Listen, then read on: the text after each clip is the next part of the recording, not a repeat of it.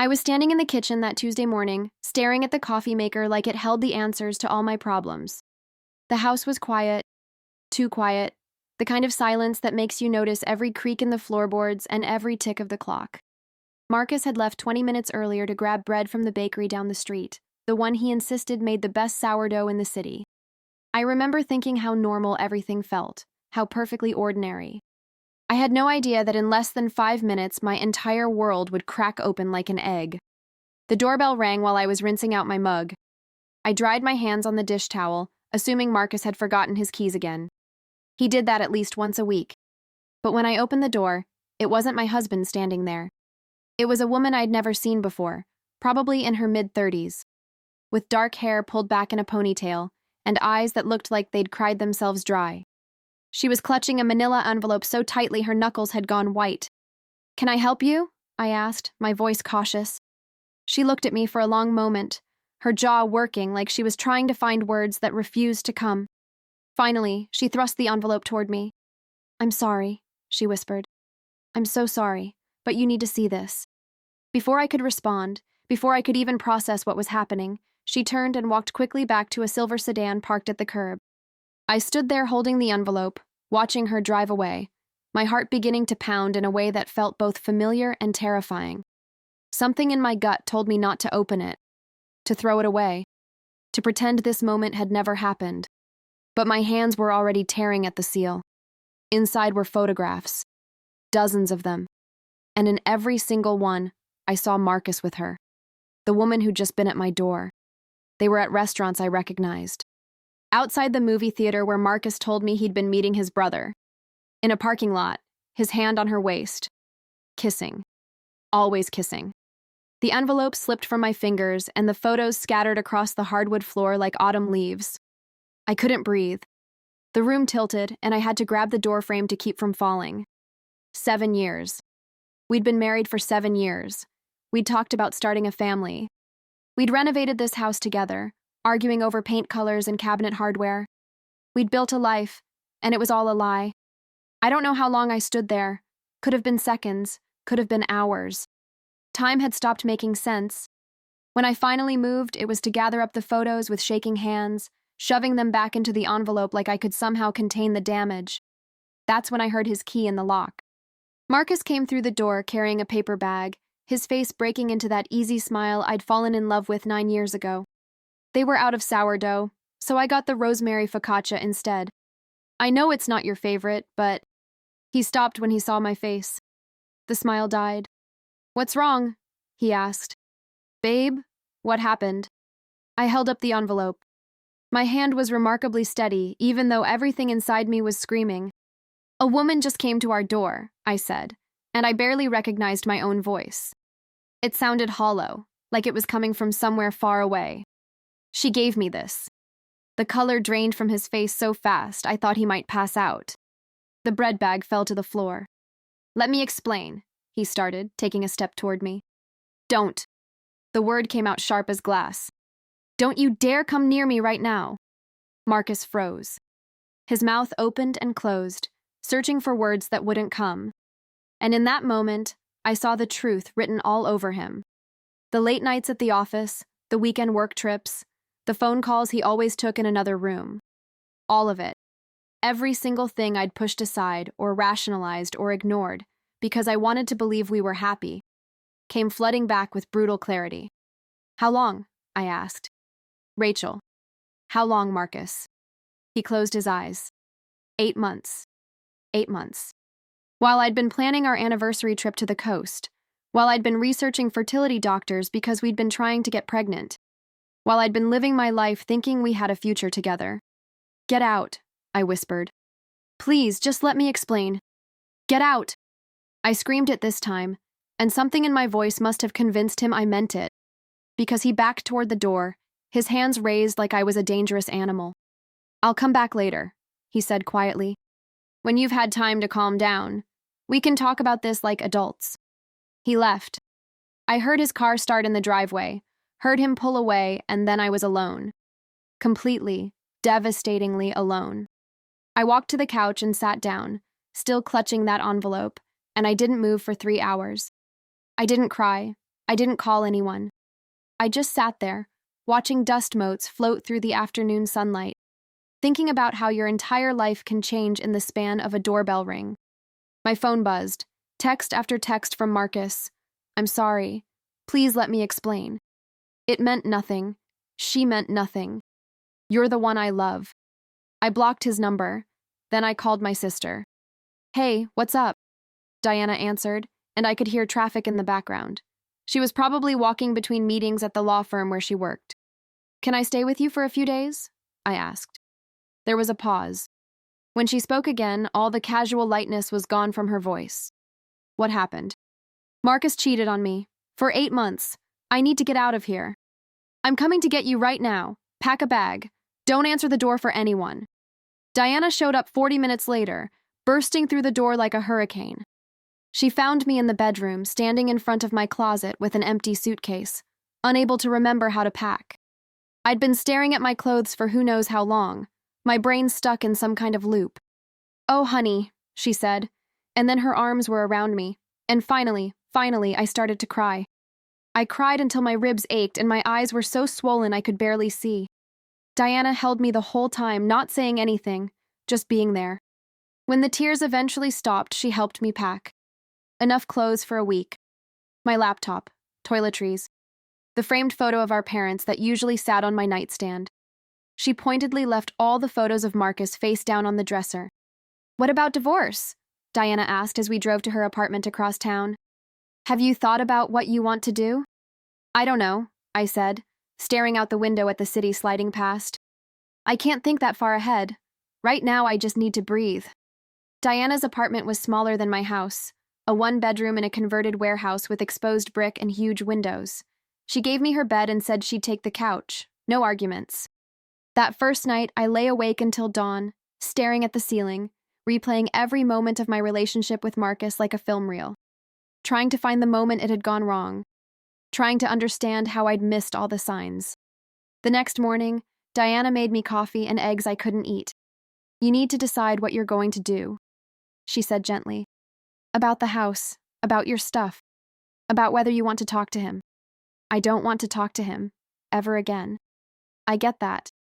But you're going to have to eventually. There's legal stuff to figure out, assets. The house is in both your names, right?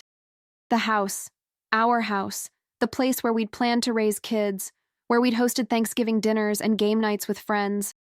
The thought of going back there made me want to throw up. I can't go back there, I said. Diana, I can't. You don't have to, not today. But eventually you'll need to get your things, important documents, your grandmother's jewelry. We can go together when you're ready. I nodded, but I wasn't ready. I wouldn't be ready for a long time. The grief came in waves. Sometimes I'd be doing something completely ordinary, like brushing my teeth or making toast, and suddenly I'd remember a moment with Marcus. The way he'd kiss my shoulder while I was cooking, how he'd leave little notes in my lunch bag, the sound of his laugh. And then the wave would crash over me, reminding me that those moments were built on lies, that the man I thought I knew never really existed. Diana had to go back to work, but she called me every few hours, checking in. Her friends came by with food I couldn't eat and platitudes I couldn't absorb. Everyone meant well, but their sympathy felt suffocating. I didn't want to be treated like I was fragile. I didn't want to be the woman whose husband cheated on her. But that's exactly what I was, and there was no escaping it. On the 4th day, my mother-in-law called, Patricia. We'd always had a good relationship, or so I thought. I stared at her name on my phone screen for 3 rings before answering. Rachel, honey, she said, and I could hear tears in her voice. I just heard. Marcus told me everything. I'm so sorry. It's not your fault, Patricia. I raised him better than this. I don't understand how he could do this to you, to your marriage. There was a long pause. Then she said something I didn't expect. I want you to know that you'll always be family to me. No matter what happens between you and Marcus, you're still my daughter. That broke something inside me. The dam that had been holding back fresh tears crumbled, and I sobbed into the phone while Patricia cried with me from 2,000 miles away. When we finally said goodbye, I felt both lighter and heavier. Lighter because someone from Marcus's side had validated my pain. Heavier because it made the whole thing feel more real, more permanent. That night, Diana came home with a bottle of wine and a determined expression. "We're going out," she announced. "I don't want to go out. I don't care what you want. You've been sitting in this apartment for 4 days wearing the same pajamas. We're going to dinner, just you and me, and you're going to put on real clothes and act like a human being for 2 hours." "Diana, no arguments. Get dressed. I'll wait." I wanted to refuse, wanted to stay curled up on her couch, safe from the world and its prying eyes. But Diana had that look, the one she got in courtrooms when she was about to destroy an opposing witness. There was no winning against that look. The restaurant was a small Italian place in Diana's neighborhood, the kind with checkered tablecloths and candles and wine bottles. We sat in a corner booth, and I hid behind my menu like it could shield me from reality. "Order something," Diana said. "Something you actually like, not just a side salad." "I'm not hungry." "Rachel, you've lost at least 5 pounds this week. Your clothes are hanging off you. You need to eat." I ordered pasta I didn't want and picked at it while Diana talked about work. A complicated merger. A difficult client. Normal things that reminded me there was a world beyond my pain, even if I couldn't quite reach it yet. Halfway through the meal, I looked up and saw a couple at another table. They were young, probably newlyweds, feeding each other bites of dessert and laughing. The woman had her hand on the man's arm, her engagement ring catching the candlelight. I watched them, and something inside me twisted. "That used to be us," I said quietly. "Marcus and me, we used to be like that." Diana followed my gaze. "Yeah, but that was before you knew the truth. What if I was happier not knowing? What if ignorance really is bliss?" "You don't mean that." "Don't I? Right now, I'd give anything to go back to last Tuesday morning, before that woman showed up. Before I knew." Diana reached across the table and grabbed my hand, hard enough to hurt. "Listen to me. You think you want to go back, but you don't. You want to go back to a lie. To a fake version of your marriage where you thought you were loved, but you weren't. Not really. Not the way you deserved. But at least I wasn't alone. You were always alone, Rach. You just didn't know it. Now at least you have the chance to find something real." I pulled my hand away. "I don't want something real. I want my old life back." "Well, you can't have it. None of us can go backwards. We can only go forward." I excused myself to the bathroom and locked myself in a stall, fighting back tears. Forward. Everyone kept telling me I had to move forward. But how do you move forward when every step feels like walking through broken glass? When I came back to the table, Diana had paid the check. We walked home in silence, the night air cool against my flushed skin. Back at her apartment, I finally changed out of those pajamas and into clean ones. Small victories. The following week blurred past. I called Catherine at work and extended my leave. She was understanding, told me to take all the time I needed. Friends reached out with offers of coffee and sympathy I politely declined. Marcus kept trying to call from different numbers, leaving voicemails I deleted without listening to. Every day felt like climbing a mountain with no summit in sight. Then, on day 12, Diana came home with a proposition. "My firm is hosting a charity gala next month," she said. "Big fundraiser for legal aid. I'm supposed to bring a +1. Come with me." "A gala?" "Diana, I can barely leave the apartment. You want me to put on a dress and make small talk with strangers?" "Yes. That's exactly what I want, because sitting here drowning in your misery isn't helping you heal. You need to get out. See people. Remember that life exists beyond these 4 walls. I don't have anything to wear." "Then we'll go shopping. Come on, it'll be good for you. When's the last time you bought yourself something nice?" I couldn't remember. Most of my recent purchases had been practical things. Kitchen supplies. Throw pillows for the house. House. The word still hurt. "Fine," I said. "But I'm not promising to be good company. I don't need good company. I just need you there." Shopping for a dress turned into an all-day affair. Diana dragged me to 6 different stores, pulling gowns off racks and shoving me into dressing rooms. Most of them made me look washed out or highlighted how much weight I'd lost. But then I tried on a deep emerald dress with a subtle shimmer, and something shifted. "That's the one," Diana said when I emerged from the dressing room. "You look like yourself again. The good parts of yourself." I studied my reflection. The woman looking back at me was thinner. with shadows under her eyes.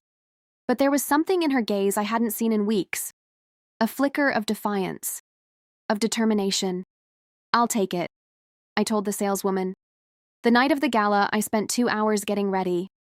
Diana did my makeup, covering the dark circles and adding color to my pale cheeks. I put my hair up in an elegant twist, fastened my grandmother's pearl earrings, and slipped into the emerald dress. When I looked in the mirror, I almost didn't recognize myself. I looked like someone who had their life together, like someone who wasn't falling apart.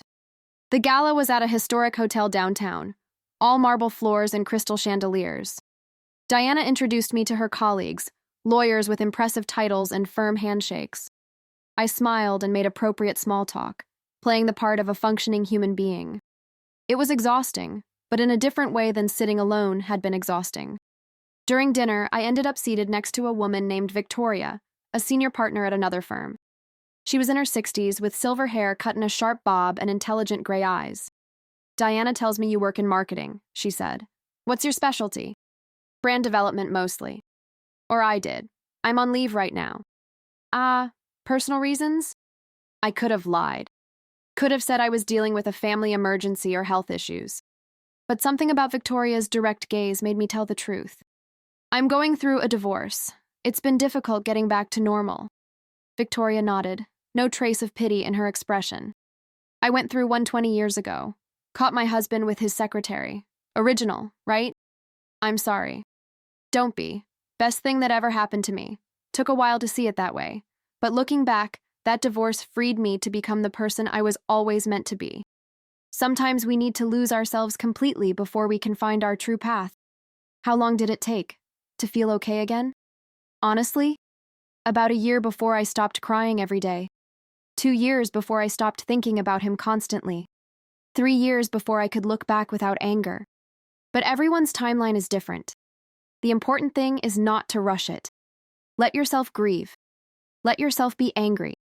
But don't let it define you forever." Her words stayed with me long after the gala ended. Don't let it define you forever. Could I do that? Could I become more than just the woman whose husband cheated? 2 weeks later, I went back to work. Catherine welcomed me back with a warm hug and a pile of projects that needed attention. Diving back into work felt strange, like putting on clothes that no longer fit quite right. My colleagues were kind but awkward, clearly unsure how to act around me. I heard whispers in the break room, saw sympathetic glances in meetings. Everyone knew. The whole office knew my shame. But slowly, work became my refuge again. I could lose myself in campaigns and client presentations, in deadlines and creative briefs. There were hours at a time when I didn't think about Marcus, when I was just Rachel, the marketing manager, not Rachel, the abandoned wife. The days that followed blurred together. My phone filled up with messages from friends who'd heard the news, offering support and sympathy I didn't know how to accept. Some were genuine.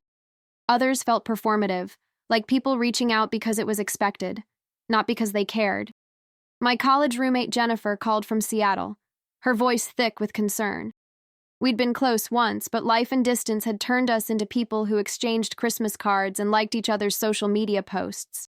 Still, when she heard what happened, she called immediately. "I always thought you two were solid," she said. "You seem so happy." "We were happy. I thought we were. Turns out I was the only one living in reality. Do you need anything? I can fly out there if you need me." "No, I'm okay. Diana's taking care of me." But I wasn't okay, not even close. The truth was, I felt like I was drowning in quicksand, and every attempt to pull myself out only dragged me deeper. One afternoon, about 3 weeks after everything fell apart, I was lying on Diana's couch staring at the ceiling when my phone rang. Unknown number. I almost didn't answer, but something made me pick up. "Rachel?" A woman's voice, tentative and familiar. "Who is this?" "It's Melissa, from book club. I heard what happened with Marcus, and I wanted to reach out." Melissa. We'd been in the same book club for 2 years, meeting monthly at different members' houses to discuss literary fiction and drink wine. We were friendly, but not friends, if that made sense. The kind of people who knew surface-level things about each other, but not the deep stuff. "That's kind of you," I said, not sure what else to say. "I wanted you to know that I went through something similar 5 years ago. My ex-husband had an affair with his coworker. It destroyed me for a long time. I'm sorry. Don't be. What I'm trying to say is, I know what you're going through. The shame. The feeling like everyone's judging you. The constant replay of every moment, trying to figure out what you missed. Yes, I whispered. Exactly that. It gets better. I promise you it gets better, but you have to let yourself feel everything first. Don't push it down or try to be strong all the time. Let yourself break. That's the only way you'll be able to put yourself back together. After we hung up, I thought about her words. Let yourself break. Maybe I'd been fighting too hard against the pain, trying to hold myself together when what I needed was to shatter completely. That night, I did. Diana came home to find me on the bathroom floor, surrounded by torn-up photos of Marcus and me. Our wedding day, our honeymoon in Greece, last Christmas. I'd ripped them all to pieces, and now I was crying so hard I couldn't breathe. "Oh, honey," Diana said, sinking down beside me. She didn't try to stop me or tell me it would be okay. She just sat there, her arm around my shoulders, while I grieved for the life I'd lost. The next morning, I woke up feeling oddly lighter, like I'd purged something toxic from my system. My eyes were swollen, my head ached, but something had shifted. I got up, took a shower, and got dressed in actual clothes for the first time in days. "You look better," Diana said when I emerged from the bedroom. "I don't feel better, but maybe I feel different. Different is a start." That afternoon, I finally agreed to let Diana take me back to the house to get my things. We drove across town in her car, and with every mile, my anxiety ratcheted higher. What if Marcus was there? What if he tried to talk to me? But the house was empty when we arrived.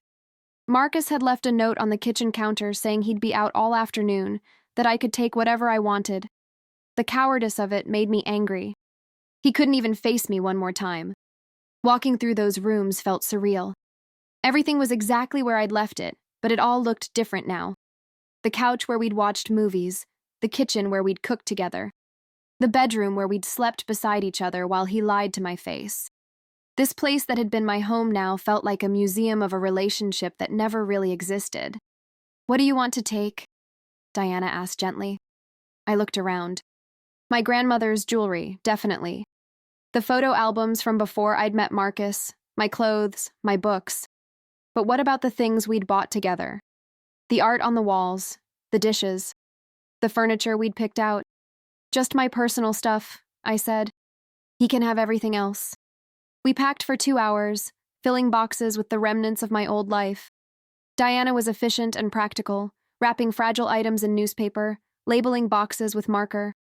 I moved through the house like a ghost, touching things one last time before letting them go. In the bedroom, I found a shirt of Marcus's on the chair where he always tossed his clothes. Without thinking, I brought it to my face, inhaling his scent. And then I was crying again. Because even though I hated him, even though he'd destroyed everything, part of me still loved the man I thought he was.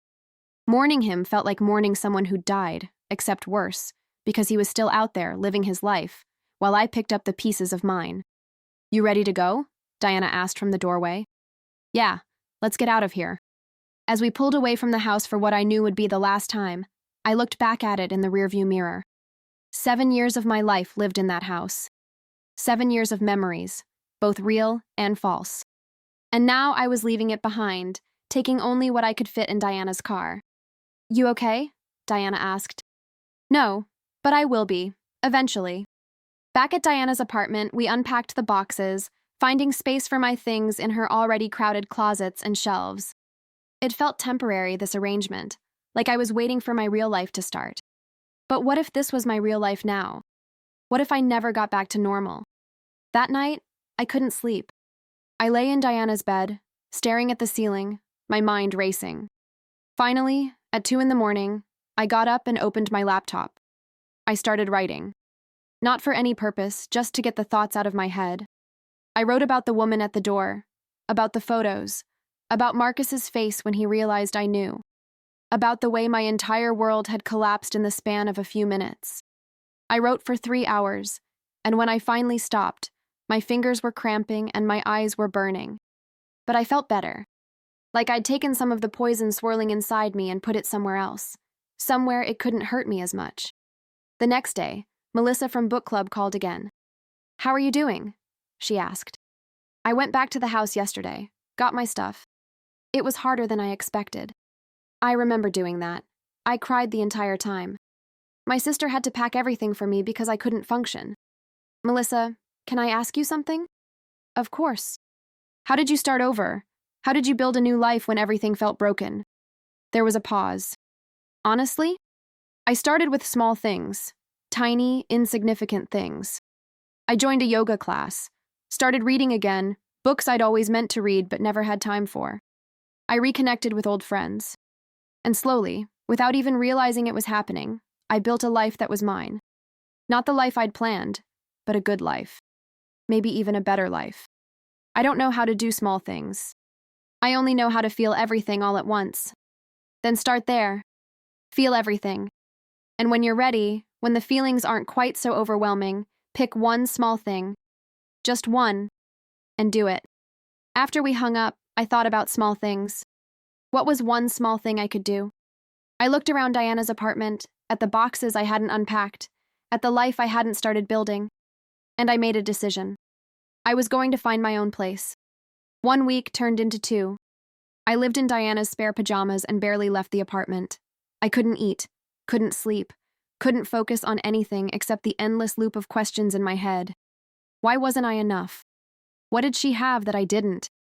How could he lie to my face every single day? "You need to shower," Diana said one morning, pulling open the curtains I'd kept closed for days. Sunlight flooded the room, making me wince. "And you need to eat something. Real food, not just coffee." "I'm not hungry." "I don't care. You're wasting away, Rachel. Mom and Dad would kill me if they could see you like this." The mention of our parents stung. They'd died in a car accident 5 years ago, within months of each other. Mom first, then Dad, like he couldn't bear to be in a world without her. They'd loved Marcus, had welcomed him into the family like a son. What would they think if they could see this mess? "Come on," Diana said, softer now. "Just take a shower, get dressed. We'll go for a walk, get some fresh air." Baby steps. I did what she asked because it was easier than arguing. The hot water felt strange on my skin, like I'd forgotten what it was like to take care of myself. I got dressed in real clothes for the first time in 2 weeks, jeans and a sweater that hung loose on my shrinking frame. Diana and I walked to a cafe a few blocks away, and I managed to eat half a croissant while she talked about her latest case, a nasty custody battle that was draining her soul. "I used to think love was simple," she said, stirring sugar into her latte. "You meet someone, fall in love, build a life together, but it's not, is it? It's complicated and messy, and people hurt each other all the time." "Thanks for the pep talk," I said dryly. She smiled. "I'm not trying to depress you. I'm just saying what Marcus did, that's on him, not you. You didn't do anything wrong." "Then why do I feel like I did?" "Because you're human. Because when someone we love betrays us, we automatically assume we must have done something to deserve it. But that's not how it works. Marcus made a choice, a selfish, cowardly choice, and now he has to live with the consequences." I wanted to believe her. God, I wanted to believe her so badly. But the voice in my head kept whispering that if I'd been prettier, more interesting, more attentive, maybe he wouldn't have strayed. 2 days later, Marcus showed up at Diana's building. She'd gone to work, and I was alone when the buzzer rang. I almost didn't answer, but something made me press the intercom button. "It's me." His voice crackled through the speaker. "Please, Rachel, I just want to talk. 5 minutes, that's all I'm asking." Every instinct screamed at me to tell him to leave, but a bigger part of me needed answers, needed to understand. I buzzed him up. When I opened the door, Marcus looked terrible. His hair was unwashed, his clothes rumpled like he'd slept in them. There were dark circles under his eyes. "Good," I thought viciously. "I hope you haven't slept at all." "Thank you for seeing me," he said, hovering in the doorway like he wasn't sure if he should come in. "You have 5 minutes. Talk." He ran a hand through his hair, a gesture I'd seen 1,000 times before. It used to make my heart skip. Now it just made me angry. "I'm sorry," he started. "I know that's not enough. I know saying sorry doesn't fix anything. But I need you to know that I never meant to hurt you.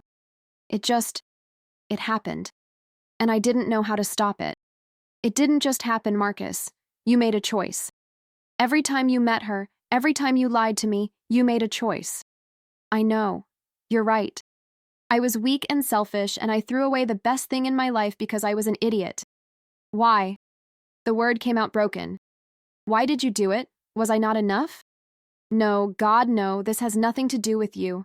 You're amazing. You're perfect. This is all me. Don't give me that crap, I snapped. Don't stand there and tell me I'm perfect when you spent 8 months with someone else. If I was so perfect, you wouldn't have done this. Marcus's face crumpled. I was scared. We'd been talking about kids, about the future, and I panicked. I felt trapped. And Rebecca, she didn't want anything serious. It was easy. No pressure, no expectations. Rebecca. So that was her name. The woman who'd destroyed my life had a name. Get out, I said quietly. Rachel, please. Get out. Your 5 minutes are up. I don't want to see you. I don't want to hear from you. My lawyer will contact you about the divorce. Divorce? He looked genuinely shocked, like he'd thought we could somehow work through this. You're not even going to try? I laughed, and it sounded harsh even to my own ears. Try? Try what, Marcus? To forgive you? To rebuild trust after you shattered it into a million pieces? No. I'm done trying. I'm done with you. I closed the door in his face and locked it, then slid down to the floor, my back against the wood. I could hear him on the other side, could hear him saying my name, but eventually he left. And I sat there on Diana's floor, feeling something shift inside me. Something hard and cold and determined. I was done being the victim in this story. Done crying over someone who didn't deserve my tears. It was time to take control of my life again. The next morning, I called a divorce attorney. Her name was Margaret Chen, and she came highly recommended by one of Diana's colleagues. We met in her office downtown, a sleek space with floor-to-ceiling windows overlooking the city. Margaret was in her 50s, with silver-streaked hair and sharp, intelligent eyes that seemed to see right through me. Tell me everything, she said, pulling out a legal pad. I did. I told her about the photos, about Marcus's confession, about the 8 months of lies. She took notes and asked questions, her expression remaining professionally neutral throughout. This is going to be relatively straightforward, she said when I finished. No kids, no major assets aside from the house. You have proof of adultery, which helps. We can push for the house and a fair division of your shared accounts. Have you thought about what you want? I want out, as quickly as possible. I don't care about the house. He can have it. I just want to move on. Margaret studied me for a long moment. Are you sure about that? The house has significant equity. You're entitled to half of that at minimum. I don't want anything from him. I just want this to be over. I understand the impulse, but don't let anger or hurt make you give away what's rightfully yours. Take some time. Think about it. We don't have to file immediately. But I wanted to file immediately. I wanted the legal machinery of divorce to start grinding away, turning my failed marriage into paperwork and signatures. Margaret convinced me to wait at least a week, to make sure I wasn't making any rash decisions I'd regret. That week was harder than the previous 2 combined. Now that I'd made the decision to divorce, all I wanted was for it to be done. Over. Finished. But life doesn't work that way. Healing doesn't work that way. Diana kept trying to get me to talk to a therapist to process what had happened, but I resisted. I didn't want to process it. I wanted to bury it and move on. 3 weeks after the woman with the envelope had shown up at my door, I finally went back to work. Walking into the office felt surreal, like I was stepping into a life that belonged to someone else. My coworkers were kind, offering sympathetic smiles and careful small talk, clearly having heard what happened through the office grapevine. Catherine called me into her office within an hour of my arrival. "How are you doing?" she asked, gesturing for me to sit. "I'm managing," I said, which was the truth. I was managing, barely. "I'm glad you're back. We missed you, but I want you to know that if you need flexibility, if you need to step back from client work for a while, we can make that happen. Actually, I think diving back into work might be good for me. I need something to focus on besides my imploding personal life." Catherine smiled. "I get that. Well, I have a project that might be perfect. New client, big campaign, lots of moving pieces. It'll keep you busy if that's what you want. That's exactly what I want. The project was for a startup called Flourish, a wellness app aimed at young professionals dealing with stress and burnout. The irony wasn't lost on me. I threw myself into it, working 12 and 14-hour days, staying at the office until the cleaning crew came through. It was easier than going back to Diana's apartment and lying awake thinking about Marcus. Work became my escape, my refuge from the wreckage of my marriage. 1 month became 2. I moved out of Diana's place and into a tiny studio apartment in a neighborhood I'd never lived in before. It was a fresh start, a blank slate. The apartment was furnished with mismatched pieces from thrift stores and online marketplaces, nothing that reminded me of the house I'd shared with Marcus. Diana helped me paint the walls a soft sage green, and we hung cheap prints from the art district. It wasn't much, but it was mine. The divorce proceedings moved forward with agonizing slowness. Paperwork, negotiations, back and forth between lawyers. Margaret had convinced me to fight for my share of the house equity, and Marcus's attorney was pushing back, trying to argue he deserved more because he'd made higher mortgage payments. It was exhausting and infuriating and made me hate him even more. One evening, about 3 months after everything fell apart, I was walking home from work when I passed a boxing gym. I'd never been remotely interested in boxing, but something about the sound coming from inside, the rhythm of fists hitting bags, the shouts of trainers pushing their fighters, made me stop. Without really thinking about it, I walked in. The place smelled like sweat and rubber and determination. A woman about my age was behind the front desk, her dark curly hair pulled into a high ponytail, her arms covered in colorful tattoos. "Can I help you?" she asked. "Do you offer classes?" "We do. Beginners boxing on Monday, Wednesday, and Friday evenings. First class is free if you want to try it out." "When's the next one?" She glanced at the clock on the wall. "Starts in 20 minutes. I looked down at my work clothes, the pencil skirt and blouse I'd worn to the office. "I'm not exactly dressed for it." The woman grinned. "We have spare gear. I'm Jasmine, by the way. Let me set you up." 20 minutes later, I was standing in borrowed workout clothes that didn't quite fit, wearing boxing gloves that were too big for my hands, in a room full of people who all looked like they knew what they were doing. The instructor, a muscular man named Derek with a shaved head and kind eyes, walked us through basic stances and punches. Jab, cross, hook, uppercut. "Don't think about technique right now," he called out as we practiced on heavy bags. "Just hit it. Get angry. Let it out." I thought about Marcus, about Rebecca, about 8 months of lies, and I hit that bag like my life depended on it. By the end of the hour, I was drenched in sweat, my arms felt like jelly, and I'd never felt more alive. "You're a natural," Jasmine said as I was leaving. "You coming back?" "Yeah," I said, surprising myself. "Yeah, I think I am." Boxing became my therapy. 3 times a week, I'd show up at the gym and beat the hell out of those heavy bags. Derek taught me proper form, how to throw my weight into my punches, how to move my feet. But more than that, he taught me that I was stronger than I thought I was, that I could take a hit and keep going. One night after class, about a month after I'd started, Jasmine invited me to grab food with her and some of the other regulars. I almost said no, still not comfortable in social situations, still feeling like I had a scarlet letter on my forehead that screamed, "Recently divorced." But something made me say yes. We went to a taco place down the street, crowding into a booth that was too small for 6 people. Jasmine introduced everyone. There was Marcus, no relation to my ex-husband, thankfully, an accountant who boxed to distress. Andrea, a teacher who was training for an amateur bout. Kwame, who owned a coffee shop and had the fastest hands I'd ever seen. Elena, a nurse working the night shift who came to morning classes. And David, a quiet graphic designer who mostly listened while everyone else talked. They asked about me, and I gave them the sanitized version. Recent divorce, new to the neighborhood, looking for a fresh start. They nodded with understanding, and nobody pressed for details. Instead, they told their own stories. Jasmine had started boxing after getting sober 5 years ago. Kwame had taken it up after his mother died. Andrea was training because she needed to prove to herself that she could do something hard. "We all have our reasons," Jasmine said, raising her beer, "to second chances and heavy bags." We clinked glasses, and I felt something I hadn't felt in months. Connection.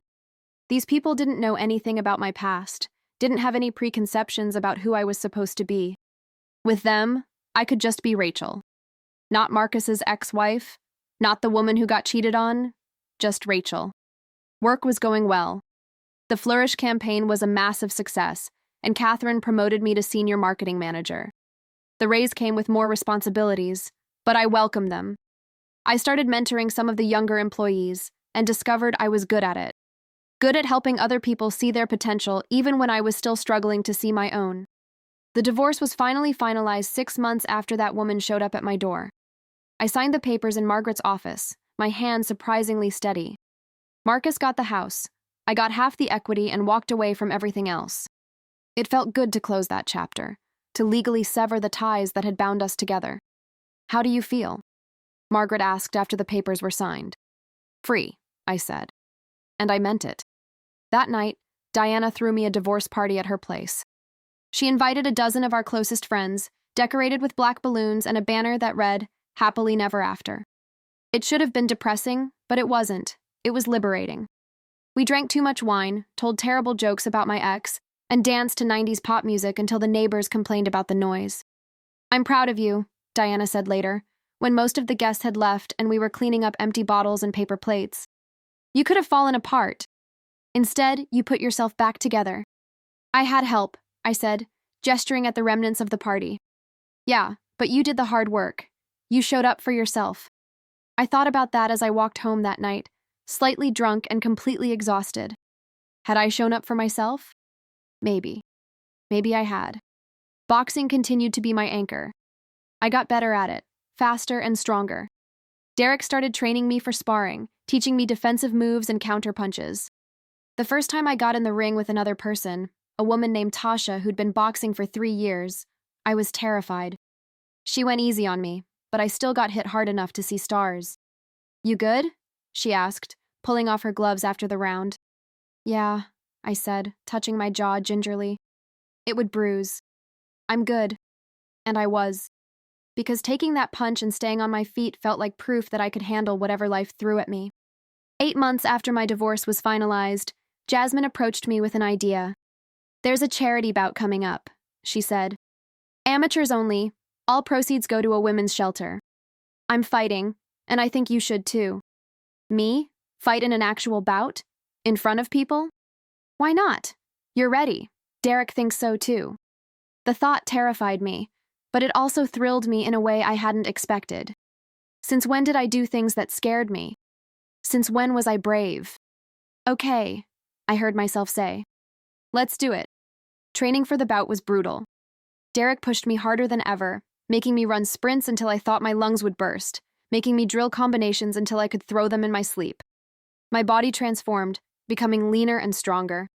I'd never been athletic growing up, had always been the girl who got picked last in gym class. But now, I looked in the mirror and saw someone powerful. The night of the bout arrived too quickly. The venue was a converted warehouse packed with people, the energy electric.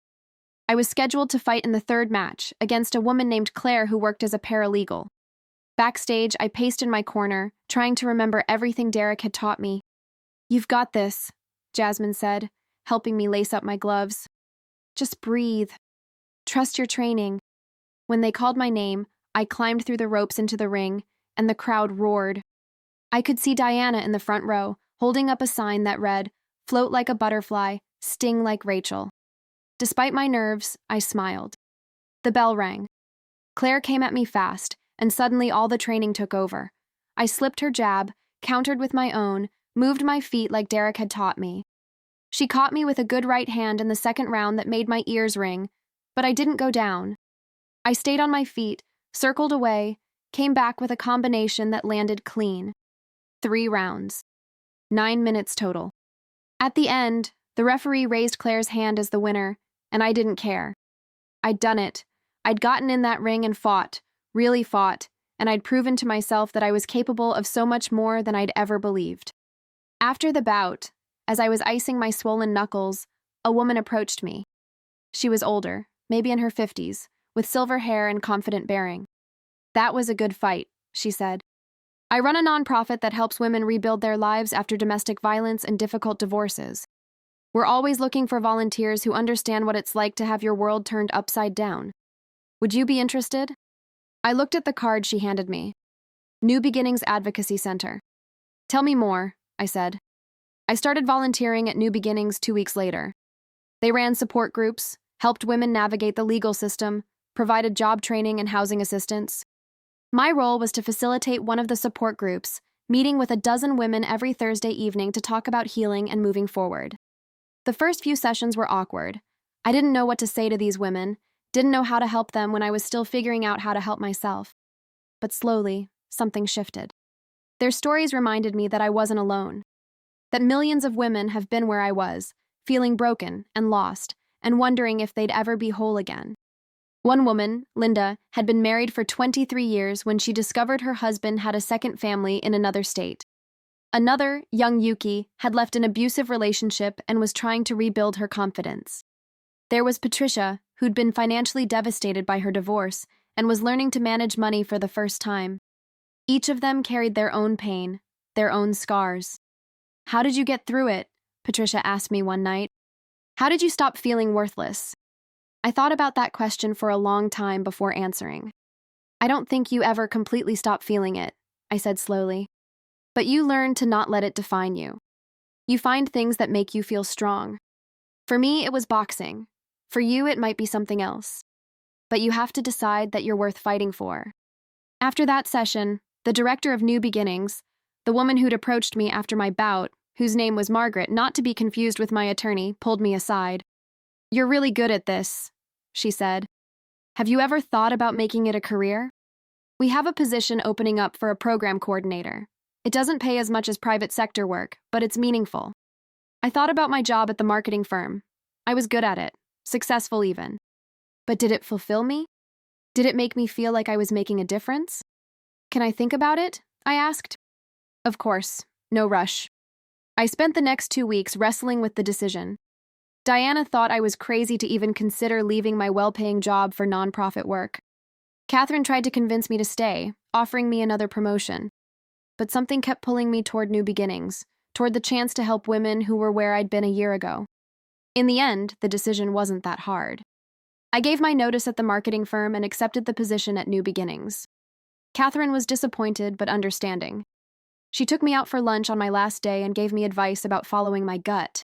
"Sometimes the right path isn't the easy one," she said. "But it sounds like you found something that matters to you." She was right. Working at New Beginnings was harder than any marketing campaign I'd ever run. The stories I heard were heartbreaking. The problems were often bigger than our resources could handle. But it mattered. Every woman who walked through our doors and found the courage to start over, that mattered. 1 year after the divorce was finalized, I ran into Marcus at a coffee shop. I just finished a morning training session at the gym and was grabbing a latte before heading to work. He was standing in line ahead of me, and for a moment, I considered leaving. But then he turned and saw me. "Rachel," he said, and I couldn't read his expression. "Hi." "Hi." We stood there awkwardly while the barista made drinks, neither of us knowing what to say. Finally, Marcus spoke. "You look good." "Different, but good." "Thanks. How are you?" "I'm okay. Rebecca and I actually broke up about 6 months ago. Turns out relationships built on lies don't tend to last." He laughed bitterly. Who would have thought? I didn't feel the satisfaction I'd expected.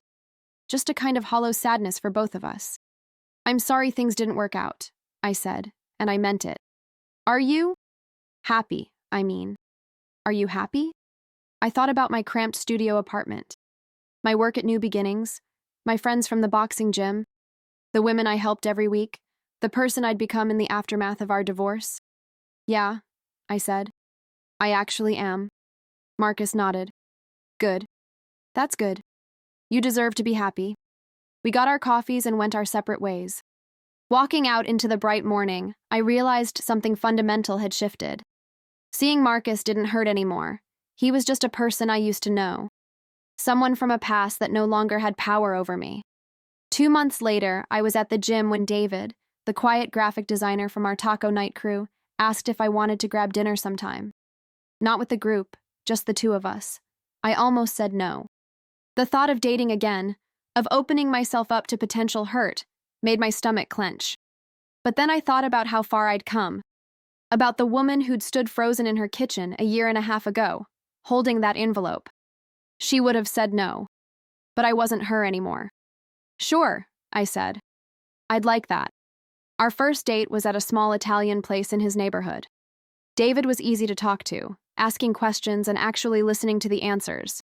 He told me about his work designing book covers, about his family in Oregon, about his love of old science fiction novels. I told him about New Beginnings, about boxing, about Diana and our divorce party.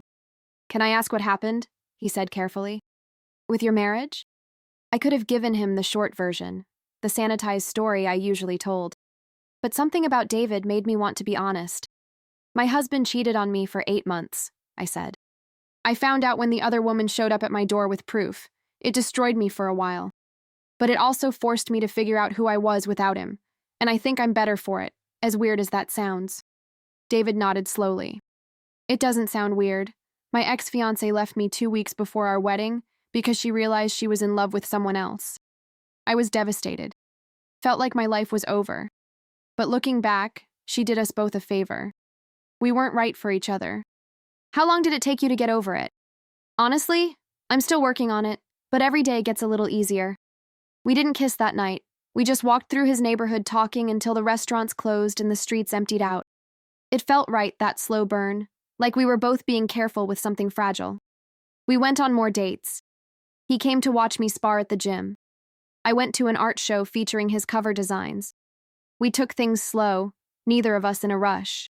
When he finally kissed me, 3 months after that first dinner, it felt like coming home to a place I'd never been before. Diana grilled me about him, of course, protective older sister mode in full effect. He's not going to hurt you, is he? She asked over brunch one Sunday. I don't know, I said honestly. Maybe. But I can't live my life afraid of getting hurt again. That's not living, that's just existing. When did you get so wise? Around the time someone destroyed my life and I had to rebuild it from scratch. Diana raised her mimosa. To rebuilding. And to kicking ass, both literally and figuratively. Work at New Beginnings continued to challenge and fulfill me. We helped hundreds of women that year, connecting them with resources and support. I'd learned more about resilience from those women than from anything else in my life. They taught me that strength isn't about never falling down. It's about getting back up, over and over again. One Thursday night, a new woman came to group. She was young, probably mid-20s, with haunted eyes and nervous hands. She sat quietly while the others talked, not saying a word until the end of the session when everyone else had left. How do you do it? She asked me, her voice barely above a whisper. How do you keep going when everything hurts? I looked at this young woman, saw myself in her, saw every woman who'd ever had their heart broken and their trust shattered. You take it one day at a time, I said. Some days, 1 hour at a time. You find people who support you. You do things that make you feel strong. And slowly, without even realizing it's happening, you heal. You might not be the same person you were before, but that's okay. Sometimes we need to be broken before we can become who we're really meant to be. She started crying then, and I let her. Sometimes that's all people need, permission to fall apart. I knew that better than anyone. 2 years after that woman with the envelope showed up at my door, I was a completely different person. I'd moved into a bigger apartment, gotten promoted to assistant director at New Beginnings, and was training for my 5th amateur boxing bout. David and I were talking about moving in together, taking the next step in our relationship at a pace that felt right for both of us. I still thought about Marcus sometimes, about our marriage and everything that came after. But the memories didn't hurt anymore. They'd become part of my story, the dark chapter that led to better ones. One evening, I was preparing for group session when one of the volunteers told me someone was waiting to see me. I walked out to the lobby and stopped short. It was Rebecca, the woman from the photos, the woman who'd shown up at my door 2 years ago. I'm sorry to just show up like this, she said, her hands twisting nervously. I wasn't sure if you'd see me if I called first. What do you want? My voice was calmer than I felt. I heard you work here, that you help women. I thought you should know I've been coming to the support group for 6 months now. I didn't realize you were the one running it. I go to the Tuesday night one. But I wanted to thank you. This place saved my life. I stared at her, processing. What happened? Marcus happened. After you divorced him, we stayed together for a while. But he did the same thing to me that he did to you. Found someone new. And when I fell apart, when I had nowhere to go because I'd burned all my bridges being the other woman, this place took me in. Your colleague Sarah runs the Tuesday group. She helped me see that I deserved better. Rebecca wiped her eyes. I know you have no reason to forgive me. What I did was terrible, but I wanted you to know that the work you're doing here, it matters. You helped save me, even though I'm the person who helped ruin your life. I didn't know what to say. Part of me was still angry, still hurt by what she'd done. But a bigger part of me understood that holding on to that anger was like drinking poison and expecting someone else to die. I don't forgive you, I said slowly. Not yet. Maybe not ever. But I'm glad you found help. I'm glad you're rebuilding. She nodded, understanding. That's more than I deserve. Thank you. After she left, I sat in my office for a long time, thinking about forgiveness and healing and the strange circles life makes. I'd built something good from the ruins of my marriage. I'd helped countless women, and apparently, I'd even helped the woman who'd helped destroy my life. There was poetry in that, painful and beautiful at the same time. That night, I told David about Rebecca's visit. How do you feel about it? He asked, pulling me close on his couch. I don't know. Weird, sad, but also, oddly okay. Does that make sense? Perfect sense. You've moved on. She's just a person now, not the villain in your story. When did you get so wise? He kissed my forehead. Around the time I met someone who taught me that broken things can become beautiful if you give them time to heal. 3 years after my divorce, Diana got married to a woman she'd been dating for a year. I stood up as her maid of honor, giving a speech about love and second chances that made half the guests cry. Watching my sister exchange vows with someone who clearly adored her, I felt grateful for every hard moment that had brought us all to this point. At the reception, David asked me to dance. As we swayed to some slow song I didn't recognize, he leaned down and whispered in my ear, I love you, you know that? I know, I said, smiling against his chest. I love you too. It wasn't the fairy tale ending I'd imagined when I married Marcus all those years ago.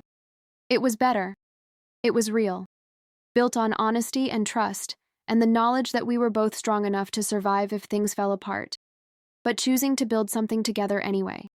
I still went to boxing 3 times a week, still ran support groups at New Beginnings, still had days when I felt the phantom pain of betrayal. But those days were fewer and farther between. And on the good days, which were most days now, I felt powerful and whole and exactly where I was supposed to be. One morning, I was at the gym when a young woman approached me. She was probably 25, with unsure eyes and a question on her lips. Excuse me, she said. Are you Rachel, the one who works at New Beginnings? I am. My friend told me about you. About how you help women who are going through hard times. I'm going through something really difficult right now, and I don't know what to do. I looked at this young woman and saw echoes of myself 3 years ago. Lost, hurting, looking for a way forward. Tell me about it, I said. Whatever you're going through, you don't have to go through it alone. As she started talking, pouring out her story of heartbreak and betrayal, I thought about the journey I'd been on. About the woman who'd answered the door that Tuesday morning, expecting her husband and finding her life irreversibly changed instead. About every tear I'd cried, every punch I'd thrown, every woman I'd helped. That doorbell ring 3 years ago had destroyed the life I knew. But it had also given me the chance to build something better, something authentic. I'd discovered strength I didn't know I had, found purpose in helping others. Learned that the end of one story can be the beginning of a better one. The young woman finished talking and looked at me with desperate hope. Does it get better? She asked. Please tell me it gets better. I smiled, thinking about David and Diana and the boxing gym and the dozens of women who'd walked through the doors of New Beginnings and come out the other side stronger. It gets better, I said. It gets so much better. But first, you have to do the hard work of healing. Are you ready for that? She nodded, wiping her eyes. Then let's get started. And just like that, I was paying forward the kindness that had been shown to me, offering someone else the lifeline I'd needed so desperately, because that's what we do when we survive the unsurvivable. We reach back and pull others through. My phone buzzed with a text from David asking if I wanted to grab dinner after work. I replied yes, then turn my attention back to the young woman in front of me. She was at the beginning of her journey, the hardest part. But she'd find her way through, just like I had. Because here's what I learned from having my heart broken and my life upended. You are so much stronger than you think you are. The worst day of your life won't destroy you. It will transform you. And on the other side of that transformation, if you do the work and show up for yourself and refuse to let betrayal define you, there's a life waiting that's richer and more authentic than anything you left behind. That doorbell ring changed everything, and I wouldn't trade any of it, not the pain or the tears or the sleepless nights, because it led me here, to this moment, to this life, to this version of myself that I actually like. I was standing in my kitchen that Tuesday morning 3 years ago, and I had no idea my entire world was about to crack open. But now, looking back, I can see that crack was exactly what I needed. Light gets in through the broken places. And sometimes you have to fall completely apart before you can put yourself back together into someone stronger, braver, more whole. I'm grateful for the woman who showed up at my door with that envelope. She destroyed my illusions but gave me the truth. And truth, no matter how painful, is always better than living a lie. These days, when people ask me about my divorce, I don't feel ashamed anymore. I don't feel like a failure. I tell them it was the hardest thing I ever went through and the best thing that ever happened to me. Both things are true. Because that's the thing about life. It's complicated, messy, full of contradictions. The same event can break you and make you. The worst moment can lead to the best years. And the person you become after surviving something terrible is often stronger than the person you were before. I'm not the same woman who opened that door 3 years ago. That Rachel is gone. In her place is someone who knows her worth. Someone who doesn't settle for less than she deserves. Someone who helps other women find their strength. Someone who can take a punch and get back up. Someone who loves deeply but doesn't lose herself in the process. And that, I think, is what healing looks like. Not forgetting what happened. Not pretending it didn't hurt. But choosing every single day to build something beautiful from the broken pieces.